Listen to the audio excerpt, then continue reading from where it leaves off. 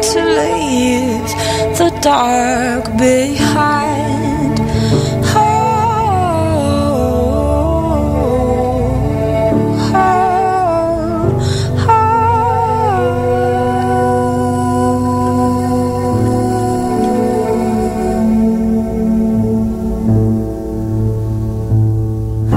Ride the blue and high and free shall lead you down through misery, leave you low, come time to go alone and low as love can be.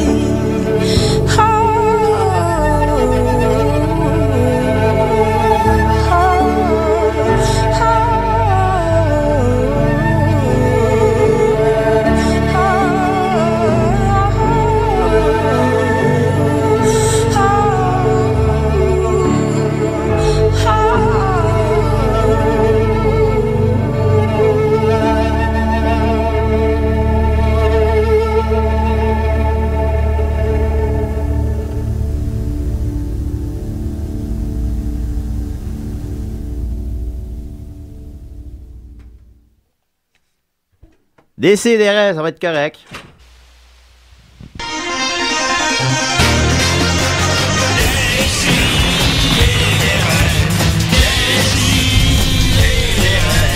Chaque semaine, j'ouvre mon ordi, puis j'écoute.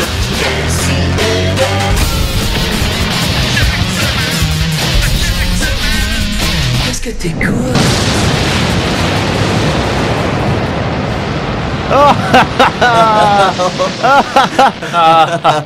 Bon retour à la maison, tout le monde. Bonne fête, Julien! Merci, vous en êtes rappelé? Vous en êtes rappelé à cause de Facebook ou vous en êtes souvenu pour de vrai? Tu me l'avais dit. Tu t'en souviens pas, mais tu nous en as parlé hier. Non, je m'en souviens pas très bien. Hier, mais bon. Venez entendre la voix de Mathieu Quéquette. Oh, mon nono, toi, c'est Niquette, mon nom. Oh.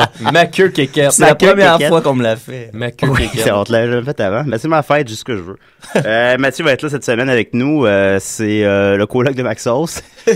Pour nos auditeurs fidèles, on se souviendra qu'il est venu l'an passé aussi nous parler de sport. Voilà. De quoi tu vas nous parler cette année? Ben, cette année, oui. Je vais commencer par aujourd'hui. Oui. Mais c'est ça, vu que quand je vous écoute souvent à la radio, d'ailleurs, allô, Judith, ça va je vais dire enchanté. Je pense que tu as rencontré mon appartement avant de me rencontrer. Oui, exactement. Ben oui, le charmant Marc-André. Ta chatte aussi. Et ta chatte. Oui, la chatte farouche. Oui, mais apprivoisable. La chatte farouche de Judith. On fait de la bonne radio. On en parle à la radio. Mais c'est ça, tout ça pour dire que quand je vous écoute, je me suis rendu compte que vous parlez tout le temps des mêmes affaires. Soit cette année, c'est le chien de The Artist. D'ailleurs, j'ai 2 nouvelles là-dessus. C'est vrai. Bon. Oui. Fait que moi, je viens un peu pour diversifier votre contenu. Fait que la dernière fois, j'ai parlé un peu de sport, vu que vous en parlez pas souvent. On parle jamais de sport, ouais. Et là, je viens vous parler finance aujourd'hui, Julien. Oh, ça va être dole. Ça va être dole. Mon Dieu, t'as bien remplacé Nicolas. What a shout. Et Judith, ça va? Oui, ça va. Oui, bonne fête. Hey, bonne fête toi aussi. Merci. Judith, Judith est plus vieille de moi de 5 jours. Bonne fête, Judith. Bonne fête, Judith. Ouais. Ben oui, j'ai vu ça passer, je pense. En tout cas. Puis Maxos. Maxos, j'ai pas de félicitations à te faire. T'es pas là la semaine passée. Je sais. Après l'émission, je rentre à la maison. J'appelle Maxime, comme je fais tous les jours. Il dit, salut, ça va? Oui, toi, ouais. Je dis, qu'est-ce que tu fais de bon? Il me dit, je suis allé l'épicerie avec Dom. Tu vois, Maxime, on avait un show ce matin. Ouais. Pas fort, là. Est-ce que je peux parler aux auditeurs? Je sais pas si tu le mérites. Tu sais pas qu'est-ce que t'as manqué, hein? En plus, c'était une grande émission. Il y avait Nicolas qui a dit qu'il allait prendre sa retraite. C'est vrai? Puis qui réalisait que ses chroniques étaient plates, puis qui ont tout le temps été plates, puis qu'il allait arrêter. Il y a Judith qui a enlevé son top. Ouais. Si je me trompe pas, mon oncle Serge est revenu aussi. C'était la 50e. Hein? Ouais, mon oncle Serge avait oublié son pull dans le studio, puis il est revenu avec nous autres. Ah ouais. On a fait de l'AI, on a jasé pendant des heures. C'était la meilleure, c'était la 50e émission et de loin la meilleure. Puis toi, t'as manqué ça. C'est peut-être pas étranger au fait que Maxime était pas là non plus. Oui, peut-être, effectivement. Mais je voudrais quand même prendre le temps pour m'excuser aux auditeurs. Je sais que je suis nouveau sur l'équipe officielle, puis à date, en 2 émissions, j'en ai manqué une. Fait que ça me fait des mauvaises statistiques. Écoutez, je m'excuse et sachez que c'est un comportement qui ne se reproduira plus. Est-ce que je... Non, moi je veux savoir pourquoi. Là, j'ai juste oublié. Ouais, mais on veut savoir pourquoi. Pourquoi t'as oublié? Ben, entre autres, la veille, on faisait un gros show à Saint-Hyacinthe et je te dirais que mon esprit était complètement là-dessus. Et ça, et que le chômage veut me couper, fait qu'il m'appelait, puis moi je patinais. Puis ils ont appris tous les revenus que tu fais avec des scies et des raies. Ouais, c'est ça. Tu m'étais sympathique jusqu'à Saint-Hyacinthe, après ça a J'aurais pas dû parler de chômage. Bon, mais en tout cas, c'était une prise. C'est ce qu'on dit au baseball, 2 prises, t'es retiré. Ben ouais. Je vais revenir parler de sport plus tard, moi. C'est 2 prises, c'est ça? 2 ou plus. Ok, ben 4 prises, t'es retiré, Max. Ok? C'est bon. Ok, fait qu'une balle, 2 prises. 2 balles à un bat. On part. Oh, je te pardonne tout d'abord. Je te pardonne 2 balles à un bat, je te pardonne. C'est pas comme ça d'habitude ici. Je sais, mais je vais. T'arrives, c'était sain. Non, je sais. Ouais. Oui, Marianne parlait de ses seins. Ouais, c'est ça. Ouais, bon. OK. OK, fait que voilà, c'est ça. On passe. J'ai quelques nouvelles brèves d'abord. Oui. Notamment sur le chien dans The Artist. Enfin. On va parler un peu de lui. Oui, Huggy. Il y a son... écoutez, je sais pas, je vous ai parlé de lui. Moi, selon moi, et selon Jules Duceppe, il devrait être en nomination aux Oscars pour meilleur acteur. Finalement, les nominations sont sorties, il ne l'est pas. Bon, c'est déjà un grand oubli. Voilà. Et il y a son maître qui a annoncé que Huggy était en amour avec Reese Witherspoon. Ben, on pourrait pas lui reprocher, là. Non, on pourrait pas lui reprocher. C'est une femme. Ben, moi, je pense que oui. Ben, il est en amour, il l'a signé ou comment qu'il juge ça? Ben, selon Owen Van Muller, son maître, c'est ça, c'est le mot. Dresseur. Son dresseur, hein? Ok, son dresseur. Ils ont travaillé ensemble, le Huggy et Reese Witherspoon, dans Water for Elephant, que je n'ai jamais vu, puis que je pense pas que je vais voir ça de sitôt. Mais en tout cas, il était qu'il y a Huggy dedans. Peut-être que je vais aller le louer juste pour ça, finalement, au club vidéo, comme on fait d'habitude quand on va voir un film. Puis que c'est ça, depuis qu'ils ont travaillé ensemble, ben, il veut tout le temps l'embrasser à chaque fois qu'il la voit, puis il semble-t-il que selon lui, il est littéralement en amour avec. Embrasser dans le sens liché, là? Ben, il emploie le terme kiss, fait que je sais pas. Ça se peut. Le poids à Judith est très bon ici, là. Tu sais, ça se parle peut juste de le lécher. Un petit bisou. Je pense pas. Peut-être qu'elle mange juste beaucoup de poulet frit, puis elle sent le poulet frit, puis elle veut la licher. Fait que là, où Reese Witherspoon sentirait le poulet frit. Oui, ben moi, je pense que c'est Est-ce ça. que tu signes ce que tu viens de dire, là? Est-ce que tu signes? Pour rendre ça officiel. Je signe? Oui. Bon. Okay. Alors, Reese Witherspoon sans le poulet. Ça sera su. Ça sera su ici. Autre nouvelle importante en ce qui a trait aux chiens dans les films. Scorsese obtient une nomination à l'arraché pour le chien de Hugo. En effet, selon Scorsese, les gens de Hollywood ont un préjugé envers les Doberman. Alors, c'est pour ça, selon lui... C'est vrai, puis c'est triste, on en parle pas assez souvent. Alors, selon lui, c'est pour ça que le chien n'avait pas eu de nomination pas à la Palme Dog, que Hugo a gagné, au Collier d'Or. Selon lui, c'est pour ça qu'il n'y a pas eu de nomination. Puis, il a été écouté et il a été mis en nomination lui aussi avec. Alors, le chien dans Hugo va compétitionner contre le chien dans The Artist. Dans The Artist. Mais c'est quoi les colliers d'or? C'est vraiment un vrai trophée qui est remis au meilleur chien. Ouais, pour le meilleur chien dans les films. Bon, on sait qui va gagner déjà. Ben, toi, t'as ton petit préféré. Oui. Mais bon, en tout cas, fait que je vous reviens là-dessus la semaine prochaine puis la semaine suivante. Les allégations de racisme, ça fonctionne encore dans le monde des chiens pour les ouais, il y a ça. Okay. Dans le monde canin, on est encore 100 ans en arrière à Hollywood. C'est vrai. Ensuite de ça, grosse nouvelle cinéma encore une fois. Adam Sandler est en pourparlers pour jouer dans le film, ça c'est officiel, pour le film Candyland, basé sur le jeu de société du même nom. Ah, nice. Est-ce que ça fait partie de la série de films genre Battleship et Monopoly qui va sortir? En effet, c'est ça, c'est Universal qui prépare présentement des films avec Ouija, Clue, avec Magic. Monopoly également. Monopoly, effectivement, réalisé par Ridley Scott. Voilà. C'est un voyage. J'ai hâte de voir la place du parc. Moi, puis juste, on a lu le livre de Monopoly. Je pense que ça fait... dans 25% des émissions qu'on a faites à date, on doit le mentionner. Parce que c'est le seul livre que moi et Judith, on a lu. Fait qu'on en parle tout le temps. Ben oui, on l'a lu séparément, chacun de notre côté. Au complet ou moitié-moitié, mettons? Au complet. Non, séparément, comme par notre propre volonté. Puis un jour, on a eu une épiphanie en réalisant qu'on avait tous les deux lu le même livre. Ben, en tant que Verseau né sous les signes du cochon, on a ça en commun et le livre de Monopoly. Oui. Alors, c'est ça. Adam Sandler qui va faire le film de Candyland. Fait qu'il y a beaucoup de...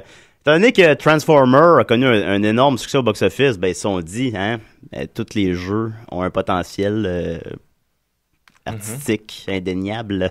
Ouais. Grave erreur. Genre d'avoir Battleship. Mais mettons le dernier film d'Adam Sandler qui a été payant, là, mais vraiment payant. Toi qui es un féru de cinéma. Ben, en fait, je peux littéralement dire le box-office de tous les films d'Adam Sandler, de moins en un. Il pourrait faire une adaptation.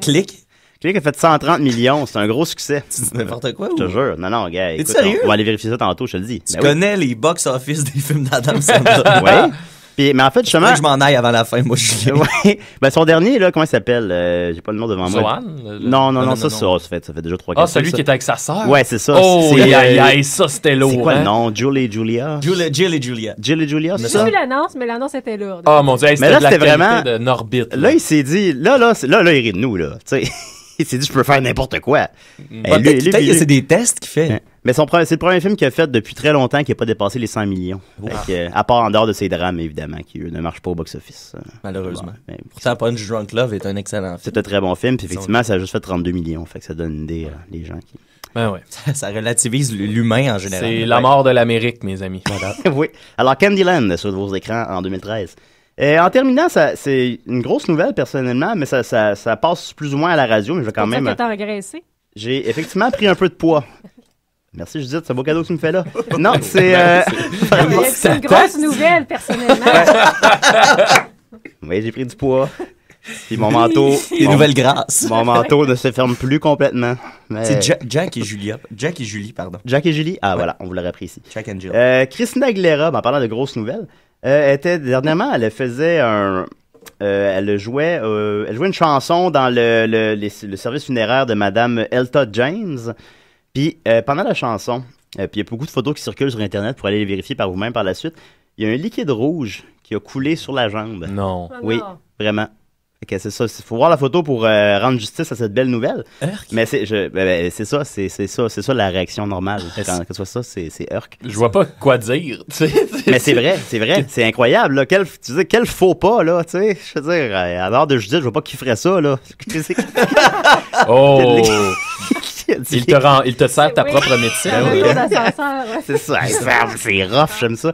Non, mais vraiment, tu sais, il y a du liquide rouge qui coule sur les gens, mais ça ressemble à s'y méprendre à du sang menstruel. Mais elle dit que c'est pas ça, parce qu'évidemment, il a fallu qu'elle réponde à ça, parce que ça a fait le tour de l'Internet. Elle dit que c'est quoi, Julien?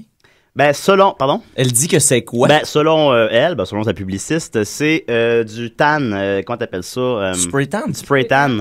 Qui aurait coulé, comment t'appellerais ça en français? De l'autobronzant. Ouais, de l'autobronzant. En vaporisateur. Non. Selon elle, c'est ça, parce que c'était un grand moment d'émotion pour elle d'avoir joué une chanson cette journée-là. Et elle aurait sué beaucoup, et ça serait du spray tan qui aurait coulé sur ses jambes, selon elle. Non. Écoutez. C'est refusé comme explication. En salle, là, ça a aucun rapport. 2 prises, you're out. 2 prises, you're out.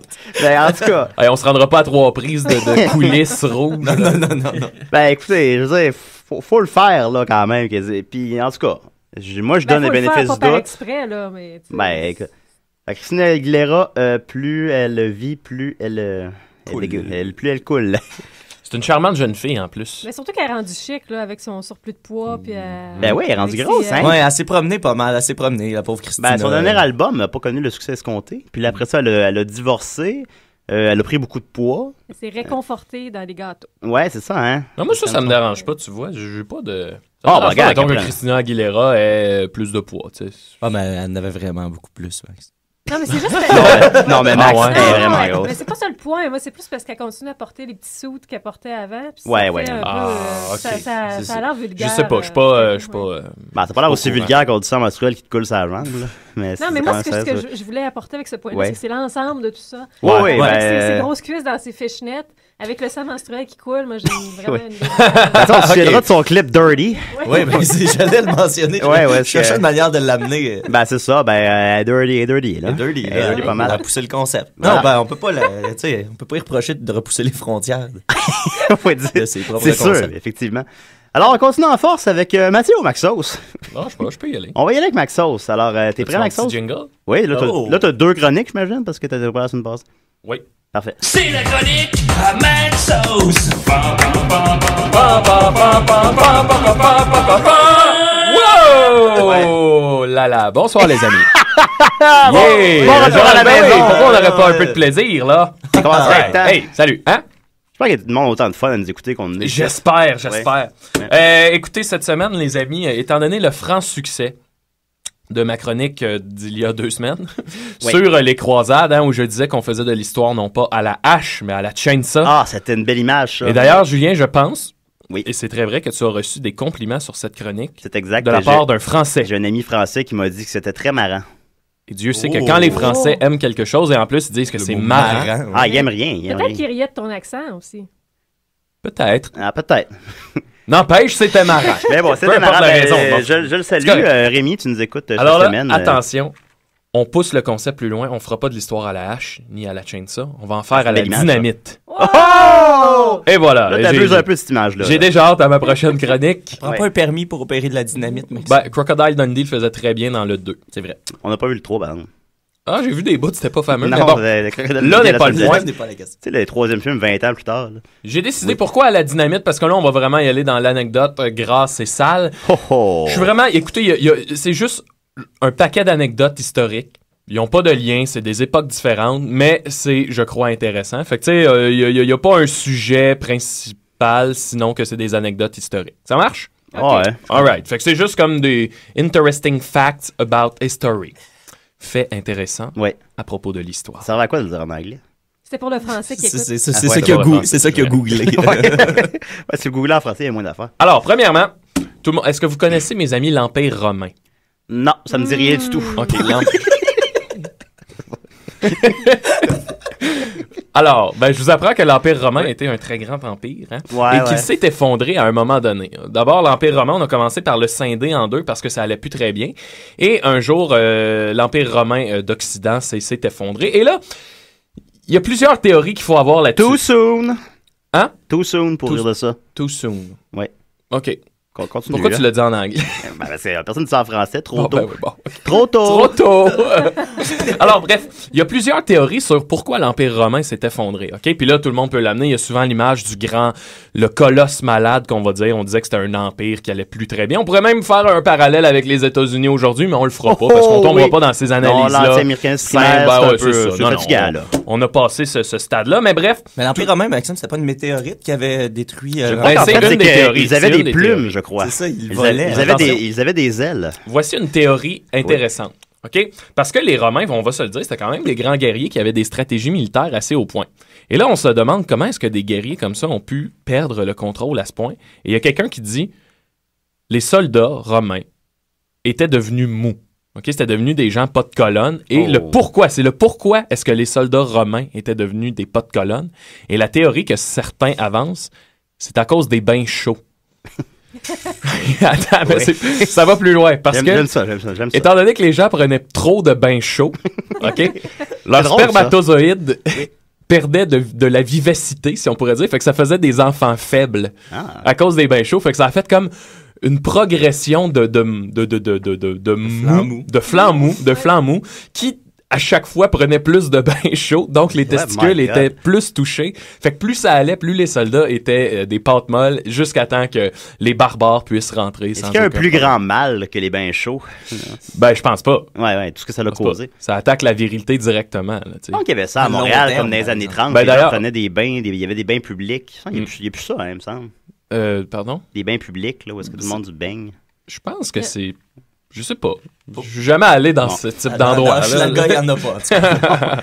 Fait que tout ça pour dire que c'est pour ça que je vous conseille de faire comme moi et de maintenir vos testicules en permanence dans un petit bac de glace. Ah. Voilà. OK, sinon. C'est pour ça la glace que tu traînes. Oui.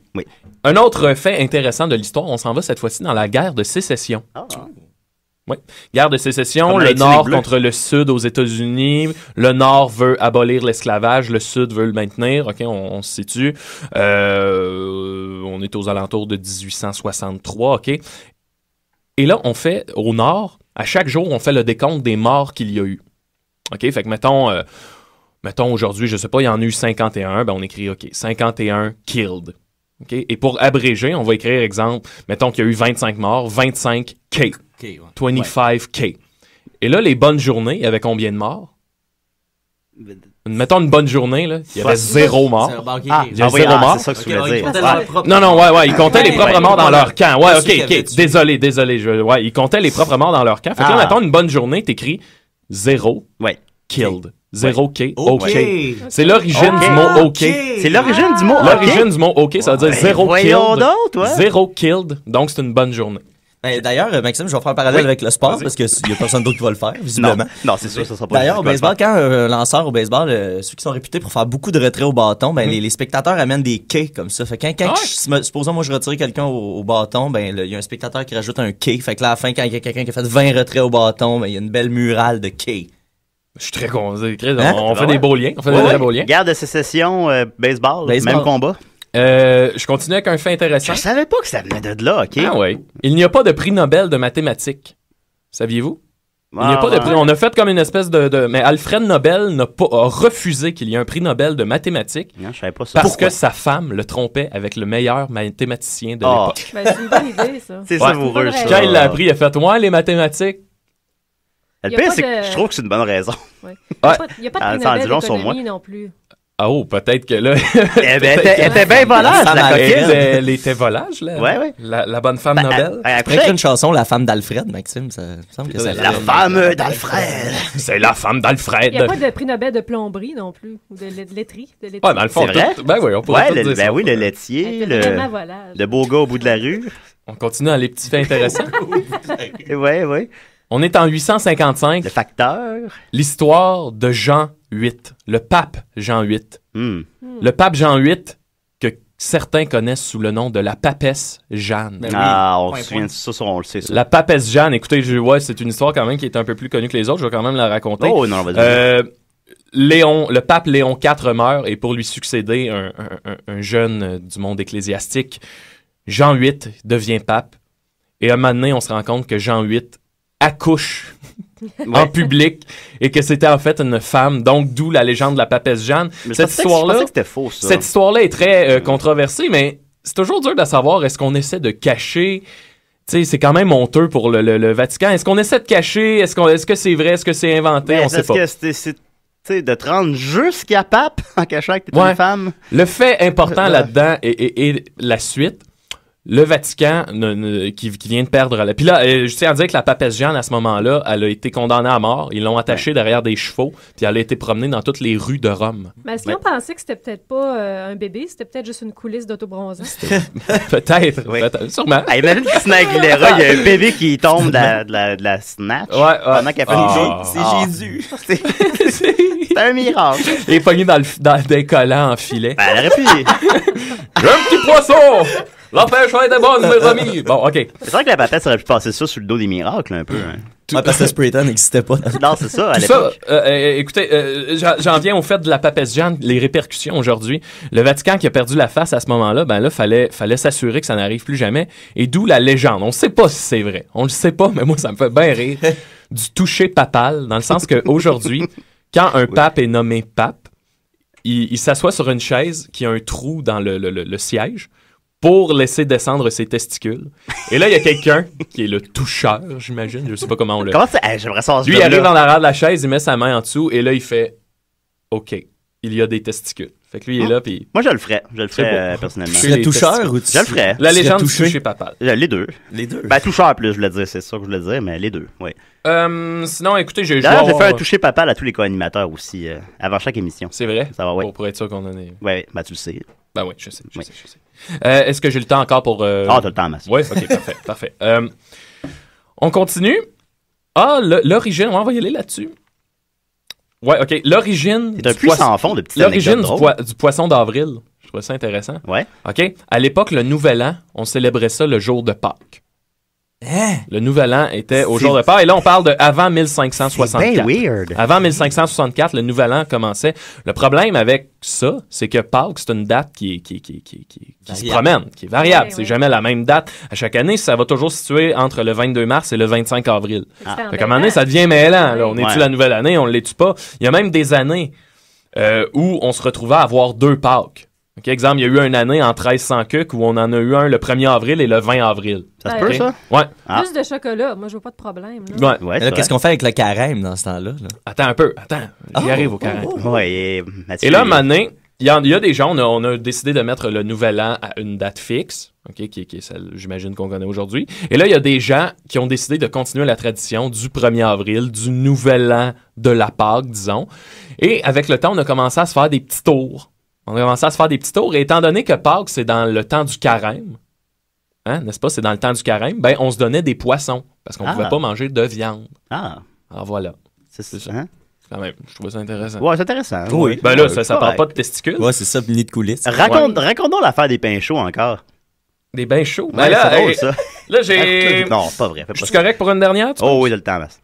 Écoutez, deux petites. Ben ouais, vas-y. On y va pour deux petites. C'est maudit. Celle-là est trop drôle. On est au début du 16e siècle, OK? Et le roi en France, c'est François Ier. Hein? Et là, on est en pleine Renaissance. Oui. OK, bon, ça va bien. Et bon, évidemment, la mode à la Renaissance, qui est quelque chose de très important, l'image est très, très, très importante et ça change. Hein? On s'habille plus du tout comme au Moyen-Âge. Bon, OK, ça change, ça évolue. Et à un moment donné, on a vu apparaître la mode des cheveux courts et de la barbe. Sous François Ier. Pour les hommes, ça. Ouais, pour les hommes. Oui. Les cheveux courts et la barbe, et il y a une raison c'est que François Ier, et là, on sait pas la cause, mais il a reçu une bûche en feu d'en face. Oui. Ouais.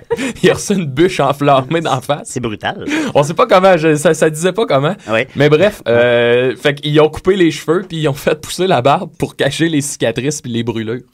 Ouais, fait que la mode les cheveux courts, et d'ailleurs, on est... je suis un petit peu une main. T'es un peu dans la mode des 1600. Ouais, j'ai reçu une... À l'époque, t'aurais été un beau bonhomme. Je pensais que t'étais juste 15 ans en retard, Max, mais t'es bien plus longtemps. Non, des 400 ans en retard. Ouais.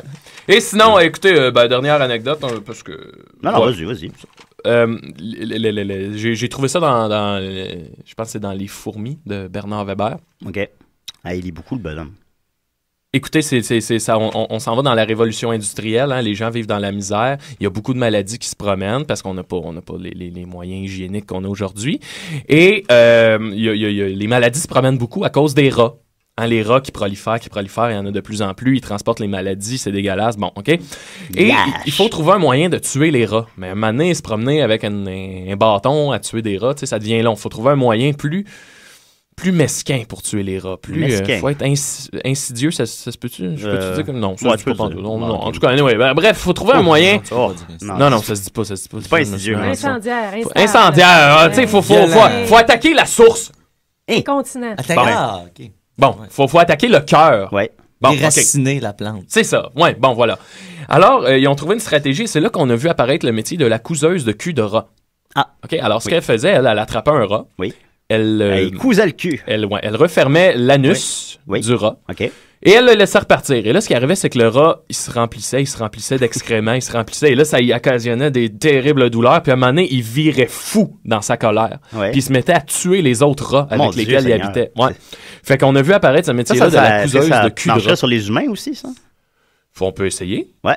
Bagarre, couteau le cul. Moi, je suis prêt pour à cause de mon absence de la semaine passée. Ouais, ben c'est ça prend des répercussions pour ça. Mathieu, je te demanderais de... puis rendu au point où on en est, Maxime. C'est ça. Ce serait pas si pire. Ce serait pas ça non, pire. C'est pas la pire affaire que vous avez faite, là, quand même. Ouais, bon.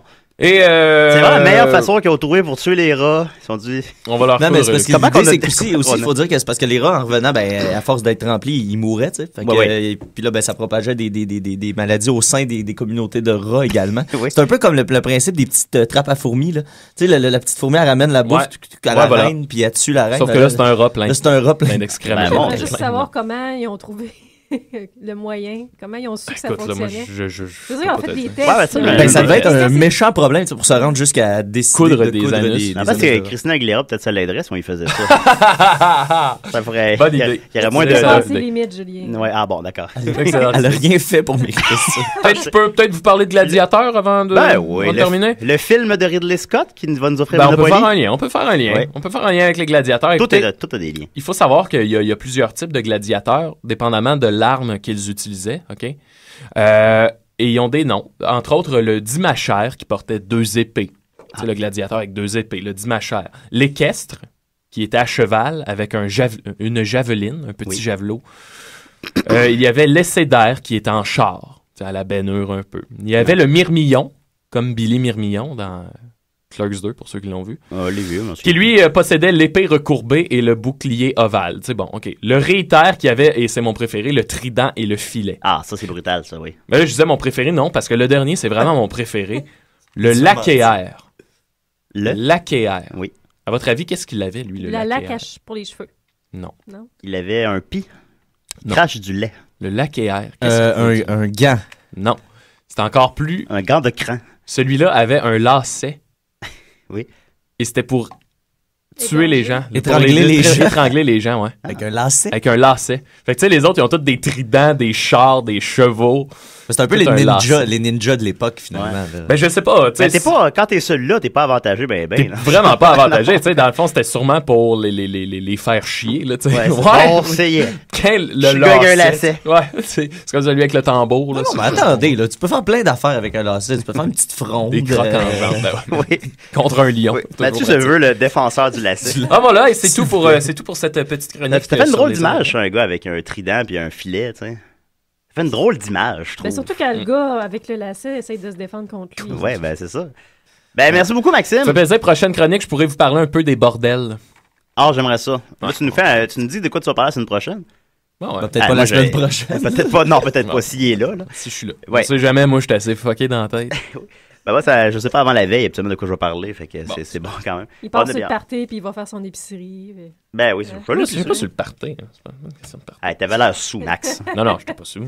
Alors, on continue avec Canaille et Gasoline, Décidérez. Yeah. Bonjour, ici Duromax. Emmanuel Urtubise. C'est moi qui ai changé la baie vitrée de la station. Et si vous avez un emploi pour moi, ça pourrait me...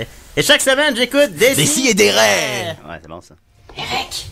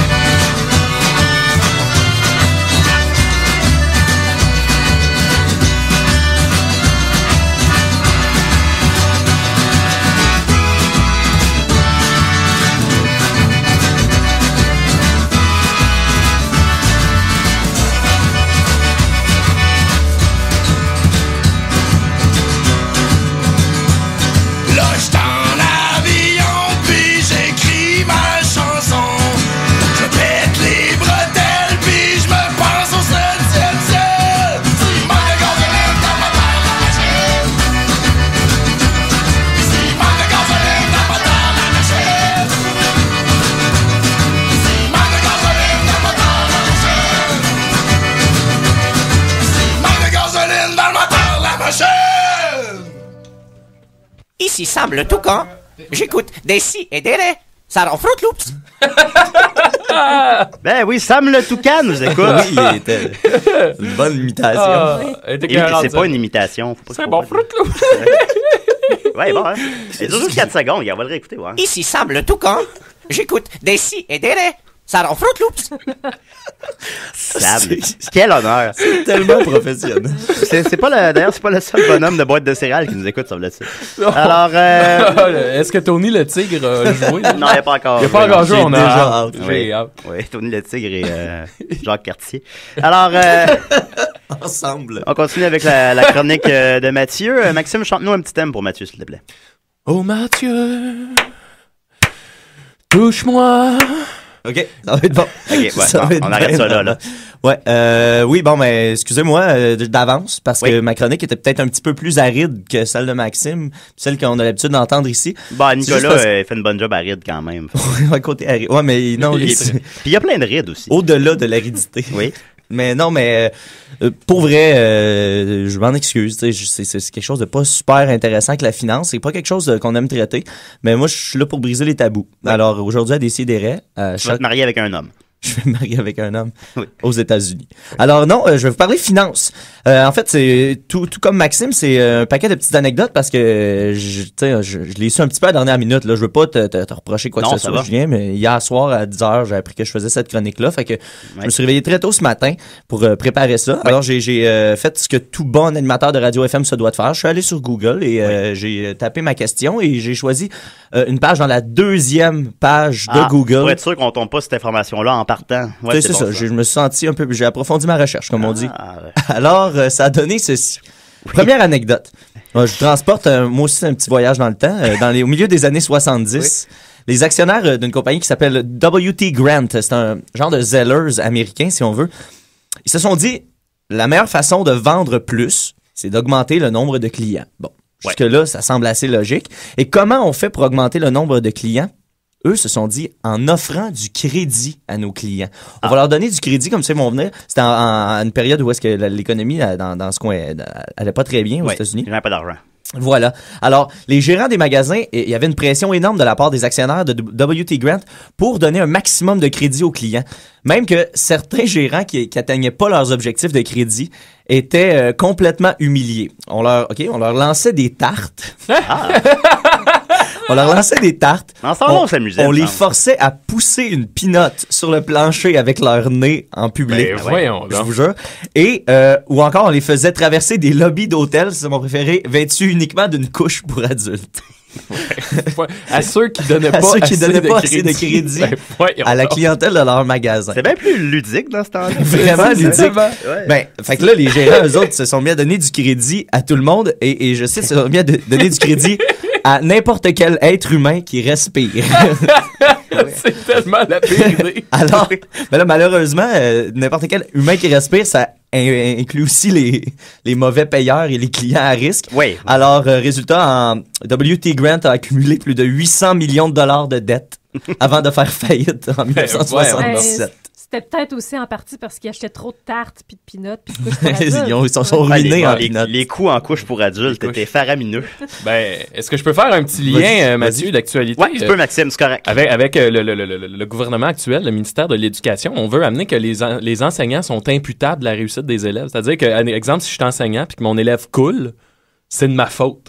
Tu comprends-tu? Ouais. Mais il y avait déjà un peu ça. J'avais déjà entendu dire qu'au secondaire, les professeurs étaient comme un peu responsables de la moyenne. Là, ça va être comme officiel. Tu sais, fait que si t'as des élèves qui coulent... Mais tu es enseignant, Maxime. Ouais, c'est pour ça que c'est un sujet qui me touche. Ouais. Fait que bref, tout ça pour dire que, tu sais, un peu comme ce que les gérants faisaient, OK, on va donner du crédit à tout le monde, ben c'est un peu ça qui va se passer avec les enseignants. On va faire passer n'importe qui. On va leur donner des bonnes notes parce que moi, je veux pas me rendre à des réunions de formation parce que mon élève a coulé, tu comprends-tu? Fait qu'on nivelle vers le bas, puis c'est exactement ce qui va arriver. On peut prendre l'exemple. Fait que l'enseignement va crasher. Ouais. Il va avoir 800 millions de dettes. Il va avoir 800 millions de dettes. Ça va être une génération de cons, ça, un peu. Ben ouais, exactement. Ouais. Voilà. Vous voyez, je fais des propos, des fois, là. Non. C'est juste quand tu te prépares que c'est pas intelligent. C'est juste quand je me prépare. Tu sais, comme le petit dessin, là, que tout le monde partage sur Facebook, tu sais, en 1960, on chicanait l'enfant, puis en 2010, on chicane le prof. Voilà, bien dit. Ouais. C'est exactement c'est ça, c'est ce dessin-là sur Facebook que tout le monde partage, c'est ça, là. Tout le monde le partage. C'est ce qui arrive. Tout le monde le partage. Je l'ai même pas vu. Voilà. Le petit commentaire. Oui. Je l'ai même pas vu. En tout cas, tout le monde s'est partagé ma photo de profil hier sur Facebook. Je remercie Pierrot Néron qui a fait pour ma fête un photomontage de moi avec un corps de licorne et un gros pénis. Ouais, j'ai pas vu ça. J'ai pas vu ça. C'est ma photo de profil sur Facebook. Ton rêve. Moi, je l'ai vu. Ton grand glaive. Je vais aller voir ça. Là, j'ai vu 4 personnes la partager sur Facebook hier. C'est viral. C'est un succès, donc. Ma mère a mis un j'aime. Fait que ça veut dire que Ginette. Ça veut dire que c'est quoi? Oui, Ginette, on l'a Ginette approved. qui nous écoute chaque semaine. Moi, Elle est active sur Facebook, oui. Mais tout sauf le gros pénis. Ouais, ben moi, non, je l'aimais, moi. Je le trouvais correct. Bon. Alors, je poursuis avec ma seconde anecdote finance. Je vous rappelle que c'est une chronique finance. Oui, on l'oublie pas. Non, on a parlé de pénis de licorne. Ben oui, mais écoute, c'est financier. Bonjour, ma fête. Alors, est-ce que tu connais le célèbre brasseur de bière américain Schlitz? Pas à moins de dire c'est qui, ça? Schlitz. Je vais te dire, OK, ben vous, est-ce que vous connaissez ça? Non, pas du tout. Personne ne connaît Schlitz, Matt. Si je vous dis bière à la morve, est-ce que ça vous dit quelque chose? Bière à la morve. Je pensais à Maxime hier soir, ça. Oui, mais non. Hein? Non, c'est pas vrai. C'est autre chose. Oui. En fait, la compagnie Schlitz, croyez-le ou non, ça a été la marque de bière la plus populaire aux États-Unis, quand même de 1957 à 1970. Sur une période de 13 ans, ça a été la bière la plus populaire, jusqu'à temps que Budweiser, qu'on connaît bien, est devenu numéro 1 dans les années 70. Alors, le propriétaire de Schlitz, monsieur Robert Uihlein Jr., qu'on appellera pour la suite de cette chronique simplement Junior, parce que c'est drôle. Oui. Quand il a vu que Budweiser les avait dépassés, il a décidé de trouver une idée géniale pour écraser son compétiteur. Il a décidé de changer les ingrédients de sa bière pour pouvoir la brasser pouvoir brasser plus de bière en dépensant moins d'argent puis en brassant la bière plus rapidement pour pouvoir faire plus de profit. Jusque-là, c'est... Il y a une logique. Ben, il y a une logique, mais en même temps, je trouve, tu sais, on parle de niveler par le bas. Oui. Je trouve que c'est une réflexion un peu en disant, tu sais, mettons, là, moi, je me dis, si ce que tu vas sauver en papier de toilette cheap, tu vas le redépenser en savon à main, tu sais. Ouais. C'est comme une image, ouais, là, une métaphore, une allégorie qu'on appelle. Ouais, c'est un peu ça, l'idée. Fait que, quand M. Robert Uihlein Jr. a décidé de changer donc le malt d'orge pour du sirop de maïs, il a aussi changé le produit il y a un produit dans la bière qui l'empêche de mousser.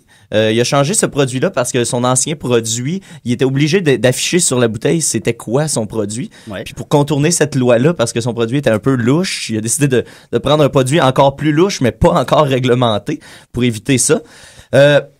Alors, il a réussi à produire sa bière en 15 jours plutôt qu'en 40 jours et dans des quantités beaucoup plus importantes. Après ça, ça a super bien été. Le produit était connu de tous. Il était déjà numéro 1 quelques années auparavant. Fait que les gens, quand ils ont vu ça, ils se sont rués là-dessus. Ils ont acheté plein de cette bière-là. Ça a fonctionné. Par contre, il y avait quand même quelques petits pépins concernant cette bière-là. Premièrement, elle goûtait extrêmement mauvais. Il y a plusieurs articles que j'ai lus qui disaient que c'était une des pires bières à jamais avoir été sur le marché aux États-Unis. Et les nouveaux ingrédients avaient la faculté de se lier entre eux autres et de former une espèce de dépôt au fond de la bière qui ressemblait étrangement à de la morve. et ça a pris disons que ça prenait, j'ai pas la durée, mais disons que ça prenait 3 semaines, 1 mois avant qu'on en arrive à ça. Mais pendant 1 mois, les ventes ont été super bien. Ben, les gens se passaient le mot moins vite dans ce temps-là. Ben, exactement. Il n'y en avait pas les moyens d'aujourd'hui. Alors, tranquillement, pas vite, la compagnie s'est rendu compte que leur produit, il était pas bon. Et ils ont été obligés de faire un rappel de 10 millions de canettes de bière. Mais malheureusement, le mal était fait. La réputation de la compagnie était détruite. Et 10 ans après avoir tenté ça, ils ont, en 1981, ils ont dû fermer leurs portes. À cause de la bière. En seulement 10 ans et un test, ils ont ruiné ce qui était la plus grande compagnie de bière américaine. Et tout le monde a oublié Schlitz aujourd'hui, sauf Mathieu Niquette. Et voilà, je ramène Schlitz. D'ailleurs, je repars ma propre bière à la morve. Mais moi, je me déboucherais une Schlitz d'être là. Hein. La chute aux enfers, on value à Schlitz le surnom peu enviable de Titanic des compagnies de bière. Mais ça fait des bons films, hein. Ben voilà, Titanic 2 d'ailleurs. Ouais, Schlitz 3D. C'est intéressant. C'est juste la mort. Tu peux voir la mort devant toi. On retourne aux coulisses encore une fois. Oui, toujours. Spécial coulisses aujourd'hui à des Et d'ailleurs, les publicités de Schlitz, c'était avec Christina Aguilera. J'ai déjà ma porte-parole. Oui. Un autre anecdote, Mathieu, c'est trop bon. La finance. Maintenant, je m'intéresse à la finance. Ben voilà. Mais je vais te parler d'un des grands businessmen Alors, on a noté que depuis le début de ma chronique, c'est toutes des histoires qui ont mal viré. Oui. Et là, je vais vous montrer que même les plus grands d'entre nous peuvent parfois faire quelques faux pas. Alors, je vais vous parler ce soir par exemple. en particulier. Monsieur Henry Ford, que tout le monde connaît, fondateur de la célèbre compagnie de voitures, hein, on s'en rappelle. En 1908, Henry Ford, un petit peu d'histoire pour faire plaisir à Maxime. En 1908, il commercialise son fameux modèle T, qui devient la voiture la plus abordable, la plus viable, la plus novatrice de son époque, la fine pointe de la technologie. Et avec son système de travail à la chaîne, il réussit à en produire plusieurs pour offrir ça à tous les Américains. Alors, Ford devient la plus grande compagnie, de façon indiscutable, la plus grande compagnie automobile aux États-Unis. Le problème, c'est que M. Ford croyait tellement que son produit était le meilleur produit, la meilleure voiture, qu'il jugeait pas nécessaire d'essayer de s'améliorer. Ouais. La compétition, pourtant, autour devenait de plus en plus forte. Tout le monde cherchait ça commençait déjà, les compagnies Dodge, Chevrolet, tout ça, qu'on commençait à avoir le jour. Et eux autres s'amélioraient sans cesse. Mais M. Ford, lui, il jugeait pas ça nécessaire. Ses proches autour de lui disaient, Henry, mon bon Henry, travaille sur ton produit, hein, mon bon Henry, travaille sur ton produit. Regarde Chevrolet, l'autre bord de la rue, là. C'est ça s'en vient. Il dit non, il y a jamais personne qui va pas dépasser le modèle T. En 1912, M. Ford décide de partir avec sa famille en voyage en Europe. Pendant qu'il est parti, son équipe d'ingénieurs se disent on va travailler sur un nouveau modèle en cachette. Quand il va revenir de voyage, on va lui proposer notre prototype. Il va être bronzé, il va être de bonne humeur. Il va être reposé, les vacances. Santé sexuelle. Il va être devant le fait accompli. Il n'aura pas le choix de dire que il est là. C'est ça. On l'a fait. Fait que là, à son retour, il montre le modèle. Henry Ford reste quoi? Henry Ford ne dit rien du tout. Il marche vers la voiture, en fait le tour 2 ou 3 fois. En la regardant sans dire un mot, les ingénieurs sont ultra nerveux. Et là, Henry il pète. Arrête devant la porte du côté passager, ouvre la portière et l'arrache à main nue et la lance sur les ingénieurs. Mon Dieu. Et complètement hors de lui. Les ingénieurs comprennent pas ce qui se passe. Henry Ford a fini par démonter toute la voiture à main nue. Il aurait pu le faire à la chaîne. À la chaîne ça. Non, il a préféré utiliser ses mains. Il a complètement détruit la voiture. Il a enlevé les boulons avec ses mains. Ben, je sais pas. C'est juste un prototype. Peut-être que c'était pas encore. Ouais, c'est ça, on n'a pas les images d'archives. Mais il a tout détruit la voiture à main nue. Il y a une scène de film là-dedans. À la Citizen Kane. Ouais, ben oui, c'est ça. Ben, complètement. Moi, c'est ça que j'ai vu en lisant. Puis il a renvoyé tous les ingénieurs qui avaient décidé de travailler à son insu sur le projet. Il les a renvoyés.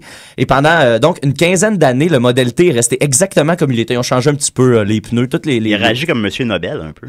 Voilà, exactement. Peut-être qu'il y avait une histoire de sexe avec des ingénieurs là-dedans. C'est le nerf de la guerre, hein, le sexe. Le sexe, voilà. Oui.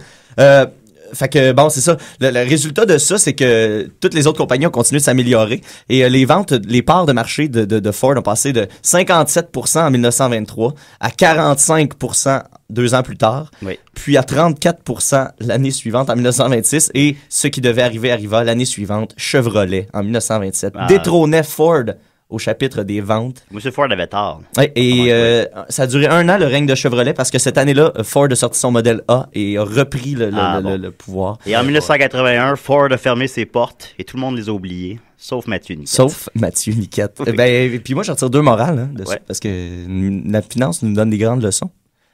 Première morale, c'est qu'il faut toujours tenter de s'améliorer. Je pense que c'est ça qu'on peut retenir. Niveler vers le haut. Niveler vers le haut, voilà. C'est ça la morale. Et deuxièmement, je pense qu'on n'écarte jamais un gars qui peut briser un char à main nue. Oui. Ça, imagine la scène, les gens devaient le regarder. Il est en train de le silence avant, tu sais. Le silence a réagi comme si t'étais fait tromper, là, tu sais. C'est vraiment une scène de film, là, tu sais. Le silence, puis il dit. Tu sais, ça devait être un gars méga important. Ça devait être sûrement un des hommes d'affaires les plus puissants aux États-Unis. Fait que littéralement, il a l'air assez puissant. Puis l'innovation, finalement, c'est un peu un spectre qui se situe entre faire un Schlitz puis faire un Ford. C'est exactement.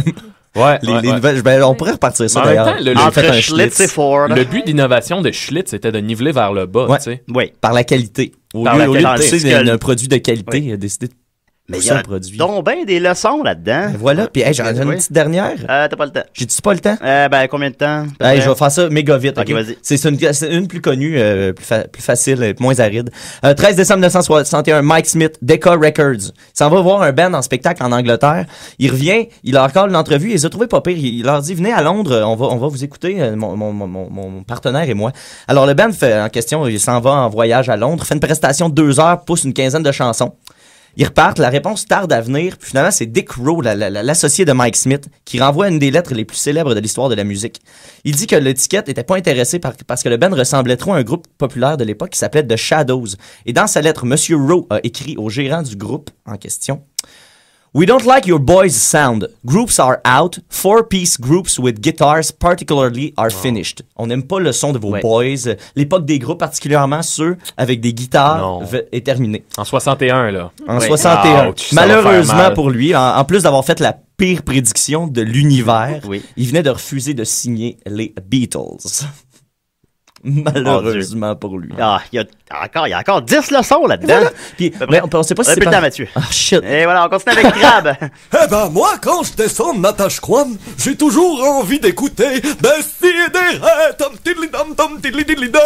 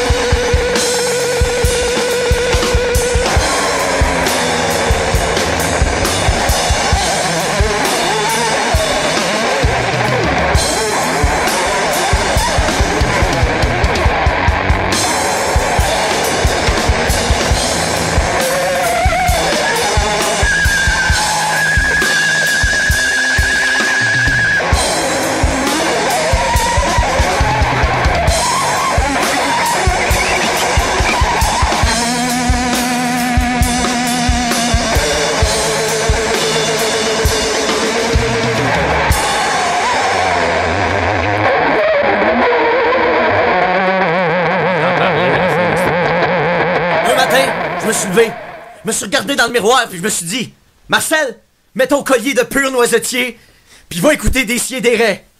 Puis je l'ai manqué. Il l'a manqué, Marcel. On les rit encore. Oui, on les rit encore. Alors, merci beaucoup tout le monde. Merci Mathieu, c'était très bon. Merci Maxime. Merci Judith. Merci. On termine avec un best-of, un petit best-of Judith qui nous reprend. On joue une chronique de Judith qui était bonne. Voilà. Alors, merci tout le monde. Bye bye. Judith, vous dites, il dit. Vas-y Judith. Va tricher. Moi, je voulais vous parler de quelque chose qui pourrait changer votre perception des déjeuners à tout jamais. Peut-être que demain, vous avez décidé de ne plus déjeuner. C'est le repas le moins important de la journée, je crois. Ouais, bon, t'es déjà bien parti. Tu vas comprendre pourquoi dans les prochaines minutes. Je voulais vous parler du docteur Kellogg. En fait, est-ce que quelqu'un connaît un petit peu le docteur Kellogg ou avez-vous idée d'où il vient? Il y avait un film. Il y a un film sur le docteur Kellogg? J'ai vu la boîte du film, mais je l'ai pas loué. Il était pas Héroïnomane ou... Non. Ah. Tu vas voir. Non, au contraire, il était très, très sain comme personne. Il était, oui. Donc, il est né le 26 février 1852. Il est mort en 1943 au Michigan. Donc, il a vécu quand même relativement longtemps. Il est né dans une famille de 16 enfants. Son père avait une usine de balais. Mais bon, apparemment, John ne partageait pas la même passion pour les articles ménagers. Ah, OK. Des balais. Des balais pour balayer. Je pensais des balais, les grands balais. C'est pas dans des usines. Ouais, c'est pour ça que je trouvais ça bizarre. Il était végétarien. Donc, on sait que c'est lui qui a inventé les cornflakes. Il a également inventé le beurre de cacahuète. C'était pas un noir qui a inventé ça? Il me semble que c'était Washington, Monsieur Washington, le noir. C'est bien important. Pas George Washington. Selon Wikipédia, ça serait... mais c'est sujet de débat encore, ça, je pense. Ah, peut-être. Peut-être faudrait que j'explore le sujet plus à fond. Sinon, on dit qu'il a inventé la viande végétale également. Vous n'avez pas d'informations contraires? Non? Bon. Non. Okay. Tout concorde à date. Et la couverture chauffante électrique. Il y a juste une de ces affaires-là serait déjà en masse pour moi. Donc, il y avait une approche holistique de la santé. C'était beaucoup axé sur la prévention des maladies. Donc, il voulait combiner une nutrition saine, l'hydrothérapie, l'exercice physique et la tempérance. Sa famille était versée dans l'église adventiste du 7e jour. Donc, il a aidé un peu à l'établissement des principes de l'église. Puis donc l'endroit où il cuisinait, sa cuisine expérimentale, était lié à l'église adventiste. Il appelait ça un sanitarium, à pas confondre avec un un sanatorium. Peut-être qu'il aimait bien les jeux de mots. Donc c'était un endroit où on apprenait aux gens à vivre sainement.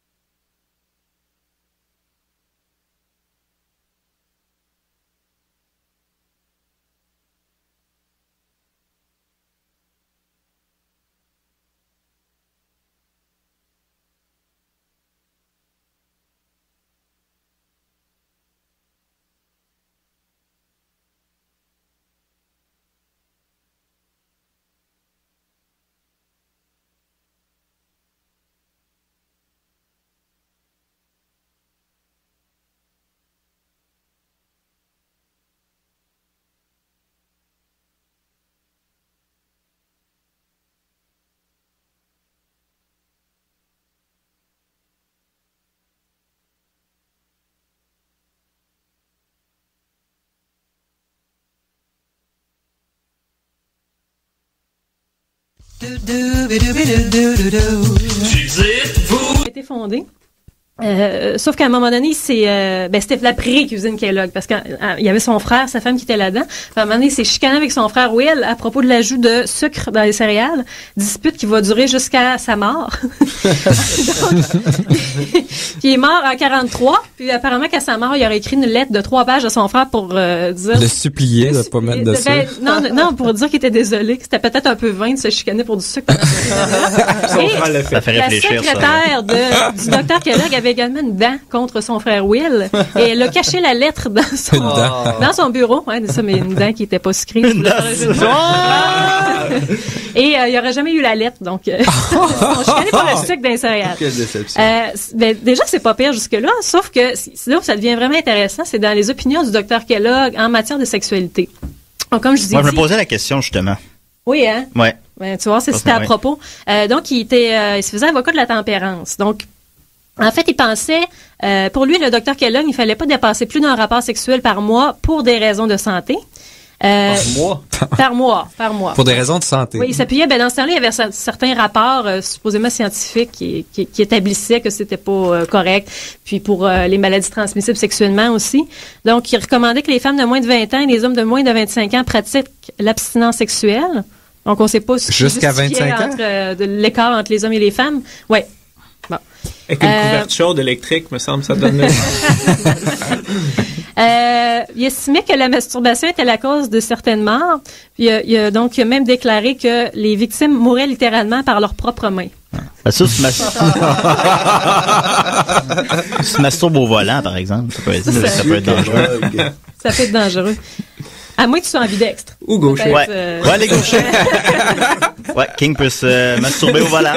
C'est ici que vous l'apprenez. Donc, il préconisait également de traiter les masturbateurs en recommandant la circoncision aux jeunes garçons, puis l'application d'acide carbolique sur le clitoris des jeunes filles. Puis